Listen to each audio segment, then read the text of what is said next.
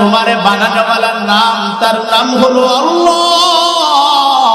আমারে যিনি বানাইছে তার নাম হলো আল্লাহ। এই জন্য সর্বহারতে প্রশংসা করতে হবে আল্লাহ। আল্লামা কবি শেখ সাদি রহমাতুল্লাহি আলাইহি তার কবিতার মধ্যে লেখেন, ও দুনিয়ার মানুষ, তোমরা যদি ওই আল্লাহর শুকর আদায় করতে চাও, এক সময় কলমের কালি দিয়া যদি আল্লাহ শুকর আদায় করো, দুনিয়ার সব গাছগুলোর যদি কলম বানানো হয়, দুনিয়ার যত সমুদ্র আছে সব সমুদ্রের পানিগুলোকে যদি কালি বানানো হয়, এক সময় সব দুনিয়ার গাছ শেষ হয়ে যাবে। এক সময় সমুদ্রের যত পানি আছে সব পানি শেষ হয়ে যাবে, তবু আল্লাহর প্রশংসা বান্দা শেষ করতে পারবে না। ইয়া ইলাহি তু মেরা মাবুদ হ্যায়, ইয়া ইলাহি তু মেরা মাশূক হ্যায়। এর নবীর উম্মতের দল, আল্লাহ পাক রব্বুল আলামিন ডাক দিয়া বলেন, গোলাম তুই আমি আল্লাহর যত শুকর আদায় করবি, তুই যত শুকর আদায় করবি, আমি আল্লাহ তাআলা তোর নিয়ামতটা বাড়ায়া দিব, বাড়ায়া দিব। ওয়ালা ইন কাফারতুম ইন্না আযাবি লাশাদীদ, এবং তুই যদি অশুকরে আদায় কর, আমি আল্লাহর জাহান্নাম কিন্তু ভয়াবহ। আমি আল্লাহর জাহান্নামের আযাব এক বিন্দু পরিমাণও সহ্য করতে পারবি না রে যুবক। এই জন্য সর্বহারতে সর্ব অবস্থায় প্রশংসা করতে হবে কার? আর একটু জোরে বলেন কার? এই জন্য আল্লাহর প্রশংসা আদায় করতে হবে। আল্লাহ বলেন আর রহমানির রহিম, আমি আল্লাহ অতি দয়ালু, আমি আল্লাহর মতো দয়ালু আর কেউ নয়, আমি আল্লাহর মতো মেহেরবান কেউ নাই। কারণ আমি আল্লাহ আমার বান্দাকে বড় ভালোবাসি, বড় ভালোবাসি। কেমন ভালোবাসি জানো? বেশি ভালোবাসি। দাদা দাদি নানা নানি আত্মীয় স্বজন সব থেকে আমি আল্লাহ বেশি ভালোবাসি। কারণ আল্লাহ বলেন 100% মহাব্বতের মধ্যে 1% মহাব্বত মায়া আমি আল্লাহ তাআলা দুনিয়ার মাকে দিলাম, 1% মায়া মহাব্বত আমি আল্লাহ সন্তানকে দিলাম, অন্য অন্য আত্মীয় স্বজন পাড়া প্রতিবেশীদেরকে দিলাম। ও বান্দা তাকায় দেখো, 1% মহাব্বত নিয়া দুনিয়ার মা সন্তানের জন্য কত পাগল, মা সন্তানের জন্য কত পাগল, সন্তান মার জন্য কত পাগল।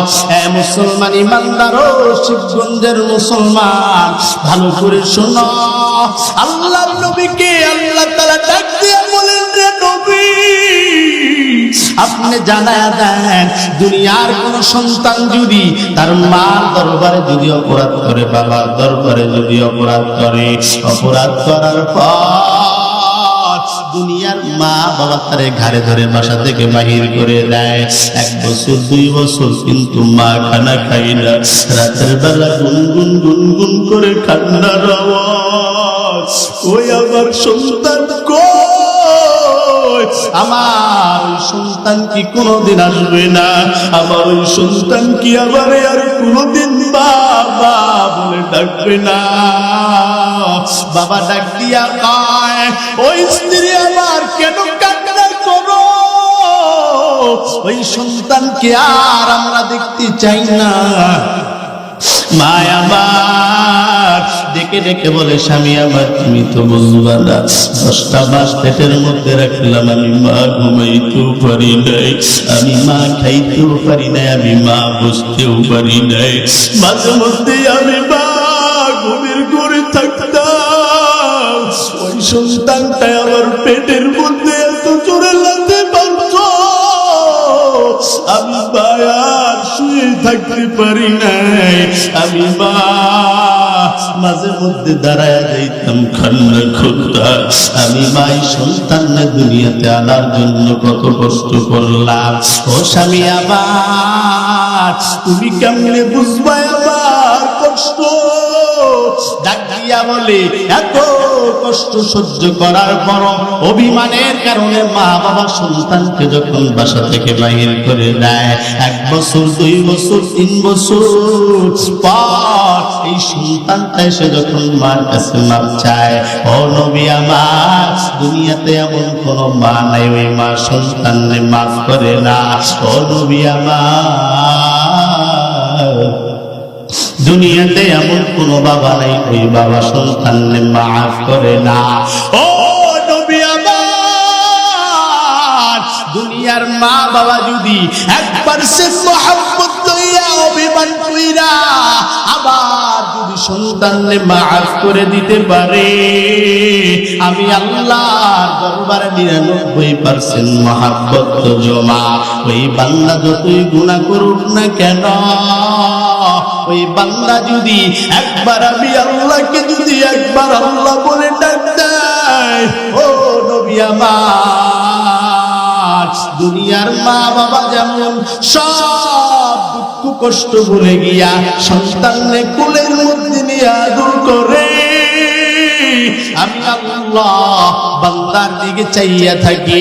বান্দা গুনাহ করে করে করে করে আমি আল্লাহ দরবারে যখন একবার তওবা করার পর আমি আল্লাহকে একবার আল্লাহ বলে ডাক দেই, আমি আল্লাহ বান্দার জীবনের সব গুনাহগুলো মাফ করে দিই। আদর রিয়া মানুষ আল্লাহ বানাইয়া, কেমনে দিবা জাহান্নামে ফালায়া। আদর রিয়া মানুষ আল্লাহ বানাইয়া, কেমনে দিবা জাহান্নামে ফালায়া। তুমি যদি মাফ না করো আল্লাহ বান্দারে, বলো তো দেখি তোমার বান্দার কি উপায় হইবে, তুমি যদি মাফ না করো আল্লাহ বান্দারে, বলো তো দেখি তোমার বান্দার কি উপায় হইবে। সকলেরই দরজা হইতে আল্লাহ ফিরিয়া তোমার দরজায় হাত দিলাম বাড়ায়া। তুমি যদি মাফ না করো আল্লাহ বান্দারে,